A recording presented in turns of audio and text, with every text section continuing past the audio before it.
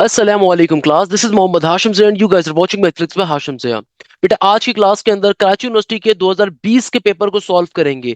By the way मैं Karachi university के 2024 के, 2023 के, 2022 के, 2021 के, 2020 के पेपर्स ऑलरेडी सॉल्व करवा चुका हूं।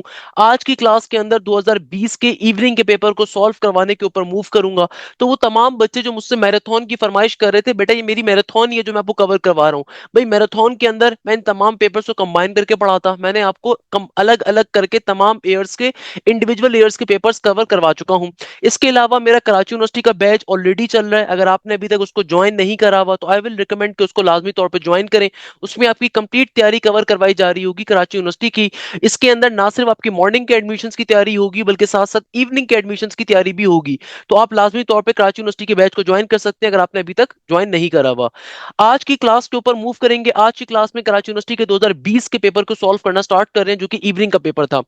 अब देखो बेटा, पहले क्वेश्चन में एग्जामिनर कहता है in a draw of a card from a deck of ordinary playing cards, यानी कि बेटा आपने एक कार्ड्स के डेक में से आपने क्या करा है, एक कार्ड को ड्रॉ करा है, यानी कि कार्ड को निकाला है। Find the probability that the card is a seven और अ क्लब। यानी कि एग्जामिनर कह रहे हैं इस बात की प्रोबेबिलिटी बताइए कि आपके पास जो कार्ड आए वो या तो सेवन का हो या का लफ्ज कभी भी आ जाए और का लफ्ज कभी भी आ जाए। इसका मतलब क्या, एडिशन लॉ प्रोबेबिलिटी का क्वेश्चन आ रहा है। या फिर वो क्लब का कार्ड हो, क्लब एक ग्रुप होता है, सेवन एक पत्ता होता है। यानी कि हमें इस बात की प्रोबेबिलिटी फाइंड करनी है कि हमारे पास जो कार्ड आए वो इधर सेवन का हो या फिर क्लब का हो। अब देखो एडिशन लॉ प्रोबेबिलिटी को सॉल्व करने का तरीकेकार क्या होता है। सबसे पहले हम लोग सेवन का कार्ड आने की प्रोबेबिलिटी कैलकुलेट करेंगे। सात का पत्ता आने की या फिर सेवन का कार्ड आने की प्रोबेबिलिटी कैसे निकाली जाएगी। हमें ये बात मालूम है कि एक डेक के अंदर टोटल कितने सेवन के कार्ड होते हैं। किसी भी डेक के अंदर टोटल आपके पास चार कार्ड होते हैं सेवन के। तो ये क्या बन जाएगा, ये बन जाएगा 4/52 के बराबर। यानी कि सेवन के कार्ड आने की प्रोबेबिलिटी क्या होगी, 4/52 के बराबर होगी।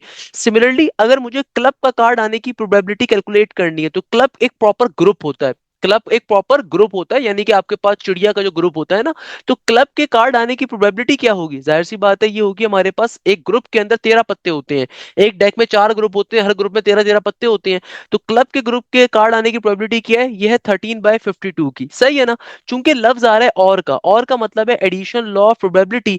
तो सिंपल तरीके से इंडिविजुअल प्रोबेबिलिटीज को हम लोग ऐड करवा देंगे। तो 4/52 प्लस का 13/52 और सपरेट करवाएंगे कॉमन प्रोबेबिलिटी को। अब आप खुद सोचिए इन दोनों में से कॉमन प्रोबेबिलिटी क्या है। देखो आपके पास किसी भी कार्ड्स के डेक के अंदर टोटल सात के पत्ते कितने होंगे, चार होंगे ना, जाहिर सी बात है भाई। दो आपके पास होंगे रेड कलर के सात के पत्ते, दो आपके पास होंगे ब्लैक कलर के सात के पत्ते। क्योंकि देखो बेटा, एक आपके पास हार्ट्स का ग्रुप होता है, एक क्लब का होता है, एक डायमंड का होता है, एक हमारे पास होता है किसका, स्पेड्स का। टोटल चार ग्रुप्स होते हैं। हर ग्रुप का एक सात का पत्ता होगा, नॉर्मल सी बात है। सिमिलरली क्लब के अपने कितने पत्ते होंगे, क्लब के अपने 13 पत्ते होंगे, जिसमें किंग भी होगा, क्वीन भी होगी, जैक भी होगा, एस भी होगा, 10 भी होगा, 9 भी होगा, 8 भी होगा, 7 भी होगा, 6 भी होगा, फिर 5 4 3 2 तक के पत्ते होंगे। तो यानी कि देखो आपके पास सात का पत्ता आने की प्रोबेबिलिटी क्या है, टोटल सात के पत्ते चार होंगे, हर ग्रुप का अपना सात का पत्ता होगा, तो 4/52 होगी। तो क्लब के कार्ड आने की प्रोबेबिलिटी क्या होगी, टोटल क्लब के कार्ड कितने होते हैं, टोटल एक ग्रुप के अंदर कितने कार्ड्स होते हैं, 13 होते हैं ना एक ग्रुप के अंदर, किंग क्वीन जैक एस 10 9 8 7 6 5 4 3 2। यानी कि टोटल आपके पास किसी भी ग्रुप में कितने कार्ड होते हैं, 13। तो क्लब का कार्ड आने की प्रोबेबिलिटी क्या है, 13/52। अब खुद सोचो इसमें कॉमन कार्ड क्या है। जाहिर सी बात है आपके पास जो एक कार्ड ये सेवन का है, ये सेवन के फोर पत्तों में भी शामिल होगा, और क्लब के जो 13 पत्ते हैं उसमें भी ये सात का कार्ड शामिल होगा। तो ये जो एक कार्ड है दोनों में कॉमन है, इन दोनों प्रोबेबिलिटीज में एक कार्ड क्या है, कॉमन है। तो हम इंडिविजुअल जो कॉमन प्रोबेबिलिटी है ना उसको सब्ट्रैक्ट करवा देंगे। जो भी कॉमन प्रोबेबिलिटी क्या है, एक कार्ड की प्रोबेबिलिटी कॉमन है तो उसको हम सब्ट्रैक्ट करवा देंगे 1/52 पे। अब आप सिंप्लीफाई करवा लो, आपका आंसर आ जाएगा। क्या बन जाएगा, चूंकि सबके नीचे एलसीएम सिमिलर है, नीचे वाली वैल्यू को एक बार लिखेंगे तो 4 प्लस का 13 माइनस का 1, 13 में से एक निकालोगे 12, 4 प्लस का 12 बराबर होता है किसके, 16 के। सिंप्लीफाई करवा लो, आंसर आ गया। क्या बन गया, 16 वन जर 16, 16 के टेबल में 52 कहां पर आ, तो भाई इसको आप सिंपल वे में सिंप्लीफाई करवा लीजिए। क्या बन जाएगा, ये हो जाएगा हमारे पास 4 4 जर 16 और 4 1 जर 4 4 3 जर 12। तो ये आंसर आ जाएगा 4/13 के बराबर। So the correct option should be option number A. यहाँ पे 13 का 1 गायब है। तो भाई मेरा टाइपिस्ट एक बहुत अच्छा आदमी है। तो इस तरीके से क्वेश्चन क्या हो गया, सॉल्व हो गया। Correct answer should be option number A. देखो लॉजिक क्या है, दोबारा समझो। एग्जामिनर आपसे कह रहे हैं कि यार आपके पास एक कार्ड्स का डेक है जिसमें से आपने क्या करना है, एक पर्टिकुलर कार्ड को रैंडमली सेलेक्ट करना है। वो कार्ड या तो सेवन का होगा या फिर क्लब का होगा। तो हमें सबसे पहले 7 का कार्ड आने की प्रोबेबिलिटी निकालनी है, फिर क्लब का कार्ड आने की प्रोबेबिलिटी निकालनी है, आखिर में इन दोनों को ऐड करवा देना है। अगर तो कोई कॉमन कार्ड होगा उसको सब्ट्रैक्ट करवा देंगे। ये कॉन्सेप्ट कहलाता है एडिशन लॉ ऑफ प्रोबेबिलिटी। कभी भी क्वेश्चन में और का इधर का लफ्ज आ जाए तो वहां पे एडिशन लॉ ऑफ प्रोबेबिलिटी का इस्तेमाल करते हैं। मैंने बहुत डिटेल में प्रोबेबिलिटी के लेक्चर सारे के सारे आप लोगों को कवर करवाए हुए हैं, पढ़ाए हुए हैं, उनको लाजमी गो थ्रू कर लिया करें। ये बहुत इंपॉर्टेंट कॉन्सेप्ट है। अब देखो हमारे पास जो नेक्स्ट क्वेश्चन आ रहा है, इस क्वेश्चन के अंदर एग्जामिनर कहता है a particular geography text book has 10 chapters and instructor of seminar course wishes to cover 7 of the chapters, how many ways can she do this? यानी कि एग्जामिनर कह रहे हैं कि यार ज्योग्राफी की एक बुक है जिसके अंदर टोटल आपके पास चैप्टर्स कितने आ रहे हैं, टोटल आपके पास चैप्टर्स आ रहे हैं 10 के बराबर। ओके, आगे एग्जामिनर कहता है कि भाई एक इंस्ट्रक्टर है जिनको जो है ना उसमें से 7 चैप्टर्स पढ़ाने हैं, तो कितने तरीके कार हैं काम करने के। देखो यहाँ पे सिलेक्शन हो रही है, 10 चैप्टर्स में से 7 चैप्टर्स एक ज्योग्राफी की इंस्ट्रक्टर अगर पढ़ाना चाह रही है तो ये सिलेक्शन है। और सिलेक्शन हमेशा किसको रिप्रेजेंट करती है, कम्बिनेशन को। तो भैया सिंपल तरीके से क्या बन जाएगा, ये हो जाएगा 10 कम्बिनेशन 7 के बराबर। कैसे सिंप्लीफाई करवाओगे, सिंप्लीफाई करवाना बहुत ही आसान है, कॉम्बिनेशन का सिंपल फॉर्मूला अप्लाई करिए। ये बन जाएगा हमारे पास 10 फैक्टोरियल के बराबर, नीचे डिवीजन में 10 में से 7 माइनस कर दीजिए, क्या आ जाएगा 3 फैक्टोरियल इंटू 7 फैक्टोरियल का 7 फैक्टोरियल। फर्दर क्लासीफाई करेंगे इसको तो क्या बन जाएगा, ये हो जाएगा ऊपर 10 इंटू 9 इंटू 8 इंटू 7, 7 फैक्टोरियल पे ले जाके इसको स्टॉप कर दीजिए। नीचे क्या है 3 फैक्टोरियल 6 के बराबर होता है, और ये वाला जो 7 फैक्टोरियल है 7 फैक्टोरियल को कैंसिल आउट कर देगा। यहाँ पे क्या हो जाएगा, ये हो जाएगा 3 2 jar 6, 3 3 jar 9, 3 2 jar is 6 and 3 3 jar is 9, 2 1 jar 2 होता है, 2 5 जार 10 होता है, 8 इंटू 3 क्या हो जाएगा 24, और 5 को अगर आप 24 से मल्टीप्लाई करेंगे तो क्या आएगा 24 को अगर मैं सिंपल तरीके से क्या करेंगे 5 से मल्टीप्लाई 120 आ जाएगा। या आप ऐसे सॉल्व कर लीजिए, 5 3 जार 15, 15 को 8 से मल्टीप्लाई करिए तो आंसर क्या आ जाएगा 120 के बराबर। यानी कि कितने नंबर ऑफ वेज है सॉल्व करवाने के, यानी कि 10 में से 7 चैप्टर्स को सेलेक्ट करने के टोटल 120 वेज हैं। सिंपल तरीके से क्वेश्चन क्या हो गया, सॉल्व हो गया। Option number D, D for dog, is the correct answer. अच्छा बेटा अब देखो हमारे पास जो नेक्स्ट क्वेश्चन आ रहा है, अगेन ये क्वेश्चन बहुत ज्यादा कराची यूनिवर्सिटी साइट के ऊपर पूछा जा चुका है। इस क्वेश्चन में एग्जामिनर कहता है 1 divided by 1 plus sine theta plus का 1 divided by 1 minus sine theta किसके बराबर होगा। तो बेटा देखो इस क्वेश्चन को सिंप्लीफाई करने के लिए आप सिंपल एलसीएम ले लीजिए। यहाँ पे एलसीएम कैसे लेते हैं भाई, नीचे वाली टर्म्स को नीचे मल्टीप्लाई करवाएंगे तो क्या बन जाएगा, नीचे बन जाएगा हमारे पास 1 प्लस का साइन थीटा इंटू 1 माइनस का साइन थीटा। फिर ये टर्म अपने क्रॉस में ऊपर जाएगी तो जाहिर सी बात है ये क्या बन जाएगा, ये बन जाएगा 1 माइनस का साइन थीटा, और प्लस के साइन के बाद ये टर्म अपने क्रॉस में जाके मल्टीप्लाई हो जाएगी तो obviously it should become 1 plus का साइन थीटा। तो प्लस के साइन थीटा से नेगेटिव का साइन थीटा क्या हो जाएगा, कैंसिल आउट, तो ऊपर आ गया 1 प्लस का 1 2। और यहाँ पे देखो 1 प्लस साइन थीटा 1 माइनस का साइन थीटा, सिंपल ए प्लस बी इंटू ए माइनस बी का फॉर्मूला बंद हो रहा है ना। ये बेसिकली आपके पास जब आपने क्रॉस मल्टीप्लीकेशन करवाई, नीचे वाली टर्म्स नीचे मल्टीप्लाई हुई, ये टर्म अपने क्रॉस में जाके मल्टीप्लाई हुई, टर्म अपने क्रॉस में मल्टीप्लाई हुई, तो नीचे आपके पास ए प्लस बी इंटू ए माइनस बी बन गया जो कि बराबर होता है ए स्क्वायर माइनस के बी स्क्वायर के। यानी कि हमारे पास सिंपल तरीके से क्या बन गया, ये बन गया 1 का स्क्वायर माइनस का साइन स्क्वायर थीटा के। तो ये क्या बन गया, ये बन गया 2 का 2 एज इट इज। हमें पता है according to Pythagoras theorem sine square theta plus का कॉस स्क्वायर थीटा बराबर होता है 1 के। तो अगर कहीं पे 1 माइनस का साइन स्क्वायर थीटा लिखा हुआ है, ये किसके बराबर होगा, ये बराबर होगा कॉस स्क्वायर थीटा के। तो नीचे सिंपल तरीके से हमारे पास क्या आ जाएगा कॉस स्क्वायर थीटा। तो मैं क्या कह सकता हूं 2 का 2 एज इट इज। और 1 डिवाइडेड बाय कॉस क्या होता है, 1 डिवाइडेड बाय कॉस होता है बेटा सेक स्क्वायर के बराबर। 1 डिवाइडेड बाय कॉस बराबर होता है सेक के, क्योंकि 1 डिवाइडेड बाय कॉस स्क्वायर लिखा हुआ है तो ये बन जाएगा सेक स्क्वायर थीटा के बराबर। तो सिंपल तरीके से आंसर क्या आ जाएगा, option number B, B for balloon is the correct answer. इस तरीके से क्वेश्चन सॉल्व हो गया।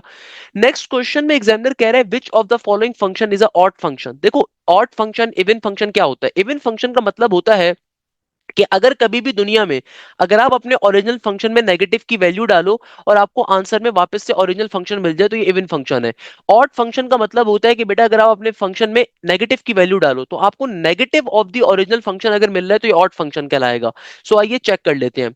अगर मैं चेक करने के ऊपर आऊं तो पहले क्वेश्चन को देखता हूं, तो यहाँ पे अगर नेगेटिव का इनपुट डालूं तो ये क्या बन जाएगा, नेगेटिव का इनपुट डालने पे ये बन जाएगा एक्स क्यूब, यानी कि बन जाएगा नेगेटिव एक्स का क्यूब प्लस का 1। तो ये आ जाएगा सिंपल एक्स क्यूब की प्रॉपर्टी होती है ऑड नंबर है, ऑड नंबर नेगेटिव साइन को नेगेटिव ही रहने देगा, तो ये बन जाएगा नेगेटिव एक्स का क्यूब प्लस का 1। तो क्या मेरे पास ये negative of the original function आ रहा है, नहीं आ रहा, यानी कि ये तो ऑड फंक्शन नहीं है। बेटा देखो ऑड फंक्शन ये कब होता, अगर मेरे पास आता negative into x cube plus का वन, अगर ये स्टेटमेंट आती है ना तब ये आपके पास ऑड फंक्शन होता। तो यहाँ पे तो simple negative x cube plus का वन आ रहा है, तो ऑड फंक्शन नहीं है।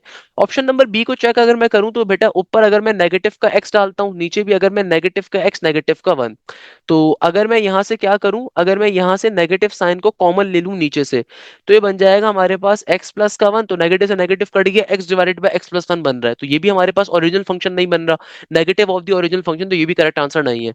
अगर मैं एक्स क्यूब प्लस का एक्स लूं, इसको अगर मैं चेक करूं ऑप्शन नंबर सी को, तो ऑप्शन नंबर सी के अंदर ये बन जाएगा नेगेटिव एक्स का क्यूब प्लस का नेगेटिव का एक्स, दोनों टर्म्स के अंदर नेगेटिव नेगेटिव आ रहा है, तो जब मैं क्यूब को ओपन करूंगा ये बनेगा नेगेटिव का एक्स क्यूब माइनस का एक्स, तो यहां से अगर मैं नेगेटिव साइन कॉमन ले लूं तो ब्रैकेट के अंदर बचेगा एक्स क्यूब प्लस का एक्स, तो देखो ये सही आ रहा है, ये मेरे पास क्या आ रहा है, negative of the original function, बिल्कुल सही बात है, ये बिल्कुल सही बात है भाई, ये हमारे पास इसको वेरीफाई कर रहा है। आगे देखो, आगे आ रहा है 2x, तो अगर मैं 2x को भी डालता हूं तो बेटा ये बन जाएगा 2 का 2 इंटू नेगेटिव का x, तो ये आ जाएगा नेगेटिव ऑफ 2x, तो negative of the original function इस पे भी मिल रहा है, ये भी ऑड है। अगर मैं F X is equal to cos X रखूं तो ये तो इवन फंक्शन होता है, साफ तौर पे हमें पता है, क्योंकि कॉस में कभी भी नेगेटिव का अगर एंगल डालोगे तो कॉस पॉजिटिव में कन्वर्ट कर देगा। So correct answer should be option number C and option number D, और कोई भी एक ऐसा ऑप्शन नहीं है जो कि इन दोनों को वेरीफाई कर रहा है। बेटा करेक्ट आंसर क्या है इस क्वेश्चन का, ऑप्शन नंबर सी भी करेक्ट है, ऑप्शन नंबर डी भी करेक्ट है, और कोई भी ऐसा ऑप्शन नहीं है, या ऑप्शन नंबर एफ में होना चाहिए था बोथ सी एंड डी, यानी कि करेक्ट आंसर होना चाहिए था बोथ सी एंड डी, यानी कि ये दोनों ऑप्शंस क्या कर रहे हैं, ऑड फंक्शंस को वेरीफाई कर रहे हैं, तो फिर ये मेरा ऑप्शन करेक्ट होता, सही है ना। देखो ऑड फंक्शन क्या होता है, जब कभी आप अपने फंक्शन में नेगेटिव की वैल्यू डालो तो आपको negative of the original function मिल जाए, तो ये ऑड फंक्शन कहलाता है, तो खाली ऑप्शन नंबर सी और ऑप्शन नंबर डी में वेरीफाई हो रहा है, so correct answer option number C and option number D. अच्छा भाई, नेक्स्ट क्वेश्चन में एग्जामिनर कहता है if a slope of a line is 2 and the slope of the line perpendicular to this line is equal to dash, यानी कि देखो examiner क्या कह रहा है, एग्जामिनर कह रहा है तुम्हारे पास एक लाइन आ रही है, उसका स्लोप किसके बराबर है, इंपॉर्टेंट क्वेश्चन है। एग्जामिनर कह रहा है एक लाइन आ रही है और उस लाइन का जो स्लोप है ना, मैं कहता हूं ये लाइन आ रही है m1, इसका स्लोप क्या है m1 के बराबर और ये 2 के बराबर है।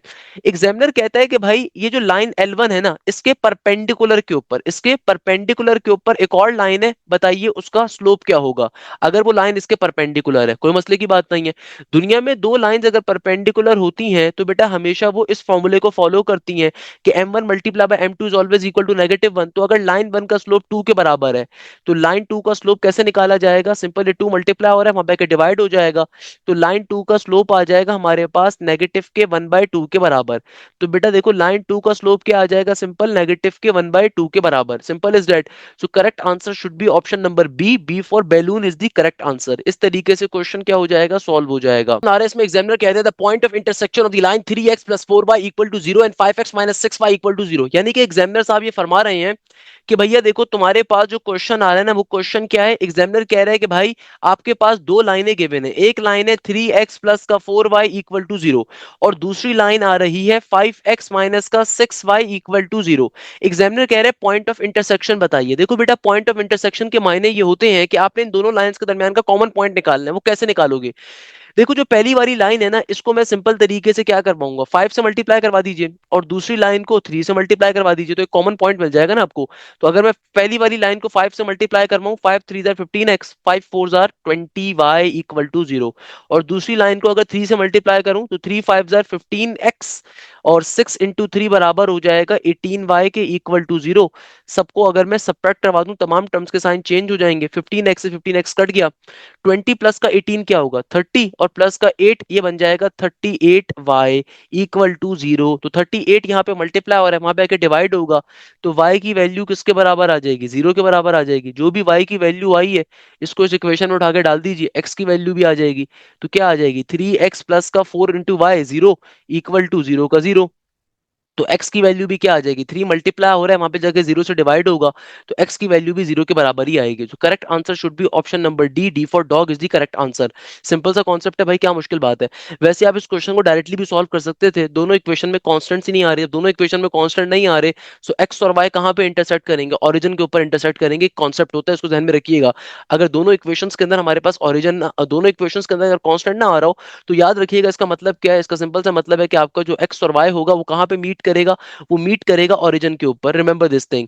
नेक्स्ट क्वेश्चन में एग्जामिनर कहते हैं the period of the function sine x divided by 3। यानी कि बेटा इस क्वेश्चन में एग्जामिनर क्या कह रहा है, इस क्वेश्चन में एग्जामिनर कह रहा है कि साइन एक्स डिवाइडेड बाय 3 का पीरियड बताइए। एक शॉर्टकट ध्यान में रखिएगा, हमेशा याद रखिएगा दुनिया के अंदर साइन का और कॉस का स्टैंडर्ड पीरियड क्या होता है, 2 पाई के बराबर, वाइल टेंजेंट का स्टैंडर्ड पीरियड होता है पाई के बराबर। सो एग्जामिनर इस क्वेश्चन में आपसे क्या कह रहा है, एग्जामिनर इज बेसिकली आस्किंग कि साइन एक्स डिवाइडेड बाय 3 का पीरियड बताइए। देखो साइन का स्टैंडर्ड पीरियड क्या है, 2 पाई के बराबर। अब देखो जो भी वैल्यू आपके एंगल से डिवाइड हो रही होती है दूसरी तरफ जाके याद रखिएगा हमेशा मल्टीप्लाई होगी, और जो भी वैल्यू मल्टीप्लाई हो रही होती है पीरियड निकालते हुए दूसरी तरफ जाके डिवाइड हो जाती है। तो यहाँ पे देखो ये वैल्यू 3 क्या हो रही है, डिवाइड हो रही है, यहाँ पे मल्टीप्लाई हो जाएगी। तो मेरा आंसर क्या आ जाएगा, 3 2 6 पाई के बराबर। यानी कि हमारा साइन एक्स बाई 3 का पीरियड क्या होगा, ये होगा 6 पाई के बराबर। यानी कि साइन एक्स बाई 3 का पीरियड किसके बराबर होगा, ये बराबर होगा 6 पाई के बराबर। क्वेश्चन सॉल्व हो गया। अच्छा नेक्स्ट क्वेश्चन देखो एग्जामिनर क्या कह रहा है। अगेन अंदर पूछा जाता है, it is a most important question. देखो इस क्वेश्चन को समझने के लिए आपको दो बातों का आइडिया होना चाहिए। मैं इस क्वेश्चन को थोड़ा नीचे करके सॉल्व करवा देता हूं। सबसे पहले नंबर के ऊपर हमेशा याद रखिएगा अर्थमेटिक मीन का फॉर्मूला क्या होता है। अगर कभी भी दुनिया के अंदर अर्थमेटिक मीन दो एक्सट्रीम नंबर्स के दरमियान में एग्जिस्ट करता होगा तो इसको फाइंड करने का फॉर्मूला होता है सिंपल तरीके से a is equal to a plus का b डिवाइडेड बाय 2 के बराबर। While on the other hand अगर कभी भी दुनिया के अंदर दो टर्म्स के दरमियान में हार्मोनिक मीन एग्जिस्ट करता होगा तो इसको कैलकुलेट करने का फॉर्मूला क्या होता है, ये होता है हमारे पास सिंपल तरीके से h इज इक्वल टू आगे ब्रैकेट के अंदर क्या होता है 2ab divided by a plus b के बराबर। वाइल अगर दो पर्टिकुलर टर्म्स के दरमियान में ज्योमेट्रिक मीन एग्जिस्ट कर रहा हो तो इसको कैलकुलेट करने का फॉर्मूला क्या होता है, दो एक्सट्रीम नंबर्स के दरमियान में अगर ज्योमेट्रिक मीन आ रहा हो तो इसको कैलकुलेट करने का फॉर्मूला होता है g is equal to plus minus का अंडर रूट के अंदर ए बी। आपसे क्वेश्चन में एग्जामिनर ने क्या कहा, आपसे क्वेश्चन में एग्जामिनर ने कह रहा है कि भाई तुम्हारे पास अगर इस तरीके से एक अर्थमेटिक मीन लिखा हुआ है, एक ज्योमेट्रिक लिखा हुआ है, एक हार्मोनिक मीन लिखा हुआ है। मैं समझने से कासिर हो जाता हूं, बच्चे इसमें कंफ्यूज क्यों हो जाते हैं। देखो बीच में कौन है, बीच में ज्योमेट्रिक मीन है और इसके एक्सट्रीम नंबर्स क्या है, ए और एच आपके एक्सट्रीम नंबर्स हैं। तो अगर मुझे ज्योमेट्रिक मीन के रेफरेंस से फॉर्मूला अप्लाई करना है तो फॉर्मूला क्या बन जाएगा, ये बन जाएगा G is equal to plus minus का अंडर रूट के अंदर ए एच के बराबर। किसके बराबर आ जाएगा, G is equal to plus minus का अंडर रूट के अंदर ए एच। या फिर अगर मैं स्क्वायरिंग बोथ साइड करूंगा तो ये क्या बन जाएगा, ये बन जाएगा G square is equal to A H के बराबर। सिंपल तरीके से हमारा क्वेश्चन क्या हो जाएगा, सॉल्व हो जाएगा। That's the logic of this particular question. क्या मुश्किल बात है इसके अंदर, सिंपल तरीके से correct answer should be option number D. और इसी के साथ ही हमारे 2020 के तमाम एमसीक्यू सॉल्व होते हैं इवनिंग के शिफ्ट के भी। याद रखिएगा बेटा मेरी कोशिश थी कि आपको ऑथेंटिक जितने भी कराची यूनिवर्सिटी के पेपर्स हैं जितने अवेलेबल हैं मार्केट के अंदर सारे के सारे आपको सॉल्व करवाऊं। और अल्हम्दुलिल्लाह मैंने आपको 2024 का भी पेपर सॉल्व करवाया, इसके अलावा 2023 का मॉर्निंग का भी करवाया, इवनिंग का भी करवाया, 2022 का मॉर्निंग भी करवाया हुआ, इवनिंग भी करवाया, 2022 के अंदर मॉर्निंग इवनिंग भी करवाया, 2021 का मॉर्निंग भी करवाया, इवनिंग भी करवाया, 2020 के अंदर मॉर्निंग पूरा करवाया, इवनिंग के अंदर सिर्फ 10 एमसीक्यूज अवेलेबल थे, बाकी 10 2023 के बिल्कुल कॉपी हुए हुए हैं। बाकी 2020 का जो इवनिंग के रिमेनिंग 10 एमसीक्यूज हैं वो एग्जैक्टली के एग्जैक्टली 2023 के इवनिंग के अंदर भी आए थे। तो बिल्कुल सेम पेपर छापा हुआ था कराची यूनिवर्सिटी वालों ने, तो इसलिए मैंने खाली 10 एमसीक्यूज करवाए आज की क्लास के अंदर। तो इसी के साथ हमारी कराची यूनिवर्सिटी की एक बहुत इंपॉर्टेंट प्लेलिस्ट कवर होती है। मगर याद रखिएगा मेरे पास अभी भी कुछ एमसीक्यूज अवेलेबल हैं कराची यूनिवर्सिटी के डिफरेंट पास्ट पेपर्स के ऊपर जो डिफरेंट इंस्टीट्यूट्स ने क्रिएट करे थे। तो मैं सोच रहा हूं उसके ऊपर भी एमसीक्यूज बनाऊं, तो इंशाल्लाह ताला आने वाले दिनों में आप देखोगे मैं उसके ऊपर भी एमसीक्यूज करवाऊंगा। मगर आपने लाजमी तौर पे इस पूरी प्लेलिस्ट को कवर करना है। इस प्लेलिस्ट के अंदर टोटल कितने लेक्चर्स होंगे, 2024 का एक लेक्चर है, 2023 के दो हैं, 2022 के दो हैं, 2021 के दो हैं, 2020 के दो हैं। तो क्या बन गया, ये बन गया आपके पास 4 8 और 9, तकरीबन इसमें आपके पास 9 लेक्चर्स हैं, 9 एमसीक्यूज हैं। और हर लेक्चर में तकरीबन 20 to 10 के करीब एमसीक्यूज मैंने कवर करवाए हुए हैं। तो याद रखिएगा ये प्लेलिस्ट बहुत इंपॉर्टेंट है। इस प्लेलिस्ट के अंदर तमाम के तमाम ऑथेंटिक कराची यूनिवर्सिटी के मैंने पेपर सॉल्व करवाए हैं। इसको आपने कंप्लीटली कवर करना है, इसको आपने कंप्लीटली गो थ्रू करना है। आपने कोशिश करनी है जितने भी क्वेश्चंस मैंने सॉल्व करवाए हैं सबको कवर करें, सबको बैठ के आराम से लें। लाजमी तौर पे अपने दोस्तों के साथ लेक्चर के लिंक को शेयर करें। इंशाल्लाह ताला आने वाले दिनों में कोशिश रही तो मजीद भी करवा रहूंगा। इसके अलावा अगर आप कराची यूनिवर्सिटी की बेहतरीन तैयारी करना चाहते हैं मॉर्निंग के टेस्ट की भी और इवनिंग के टेस्ट की भी, चाहे आप बायोलॉजी के हों, चाहे आप इंग्लिश के हों, चाहे आप मैथ्स के हों, चाहे आप फिजिक्स के लिए करना चाह रहे हो, केमिस्ट्री के लिए करना चाह रहे हो, कंप्यूटर के लिए करना चाह रहे हो, तो आप कराची यूनिवर्सिटी के बैच को ज्वाइन कर सकते हैं। इस बैच की खास बात यह कि ना सिर्फ मॉर्निंग के एडमिशन के लिए आपकी फायदेमंद रहेगा बल्कि इवनिंग के टेस्ट के लिए भी फायदेमंद रहेगा। तो यहीं पे इस क्लास को एंड करूंगा इस उम्मीद के साथ कि आप जाएं जैसे खैरियत से होंगे। मुझे बहुत बहुत सारी दुआओं में याद रखिएगा। जज़ाकल्लाह। Thank you so much. Hashim Zia signing of.